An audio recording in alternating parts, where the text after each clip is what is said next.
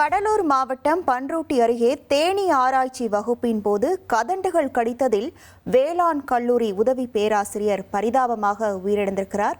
விவரங்களோடு இணைகிறார் நமது செய்தியாளர் தேவநாதன். வணக்கம் தேவநாதன். வேறு யாருக்கேனும் காயங்கள் ஏற்பட்டிருக்கிறதா? முழு விவரங்கள் என்ன?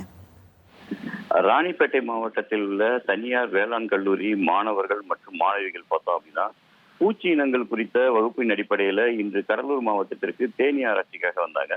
இதுல பார்த்தோம் அப்படின்னா 19 மாணவ மாணவிகள் மற்றும் 2 பேராசிரியர்கள் வந்து பன்ருட்டி அருகே உள்ள பாபுக்குளம் என்ற கிராமத்துல இந்த தேனீ ஆராய்ச்சி குறித்த வகுப்பு வந்து நடைபெற்று இருந்தது. அதாவது உள்ளூர் தேனீ வளர்ப்பவர்கள் மற்றும் விவசாயிகளிடம் மாணவர்கள் தேனீ வளர்ப்பு குறித்த கலந்துரையாடல் வந்து ஈடுபட்டு இருந்தாங்க. கையில பார்த்தோம் அப்படின்னா அவங்க அந்த தேனீகளை வந்து வைத்திருந்து அந்த அந்த வகுப்புல வந்து அவங்க கலந்துட்டு இருந்தாங்க.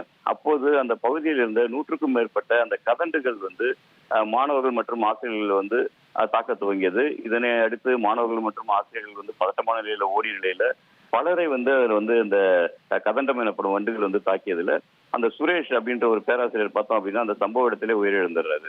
மேலும் வந்து 19 மாணவ மாணவிகள் மற்றும் ஒரு ஆசிரியர் வந்து கடலூர் மற்றும் பன்ருட்டி அரசு மருத்துவமனையில் வந்து அனுமதிக்கப்பட்டிருக்காங்க. அவங்களுக்கு வந்து தீவிர சிகிச்சையானது அளிக்கப்பட்டு இருக்கு. மேலும் பார்த்தோம் அப்படின்னா அந்த மாணவ மாணவிகளுக்கு உயர் சிகிச்சை அளிப்பதற்கு மாவட்ட நிர்வாகம் உத்தரவிட்டிருக்கு. அதன் அடிப்படையில் அவர்களுக்கு தொடர்ந்து சிகிச்சையானது அளிக்கப்பட்டு வருது. விவரங்களுக்கு நன்றி தேவநாதன்.